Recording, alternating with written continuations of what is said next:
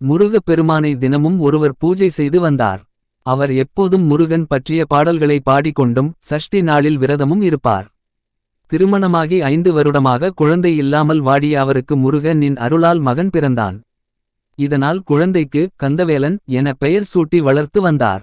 கந்தவேலனும் தன்னைப் போல் முருகனின் பக்தனாக வரவேண்டும் என எண்ணினார்.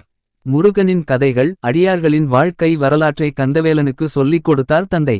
இதனால் கந்தவேலனின் மனதில் முருகனது நாமம் ஒலித்துக் கொண்டே இருந்தது.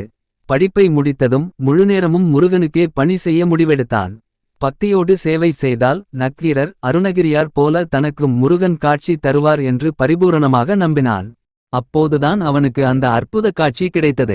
ஆம், சந்நிதியில் நின்றவன் முன் முருகன் 6 முகங்களும் 12 கரங்களுடனும் காட்சி தந்தார். பக்தி பரவசத்தில் திளைத்தான் அவன். அதே நேரத்தில் அன்னதான மண்டபத்தில் பக்தர்கள் விரைவில் உணவிடும்படி சப்தமிட்டது அவனது காதில் விழுந்தது.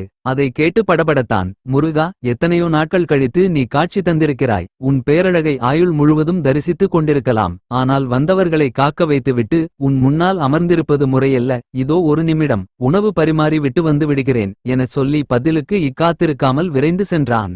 பேச்சுக்கு 1 நிமிடத்தில் வருகிறேன் என்று சொல்லலாமே தவிர 1000 பேருக்கு அன்னம் போடுவதென்றால் சாதாரண விஷயமா? 4 மணி நேரம் கடந்துவிட்டது.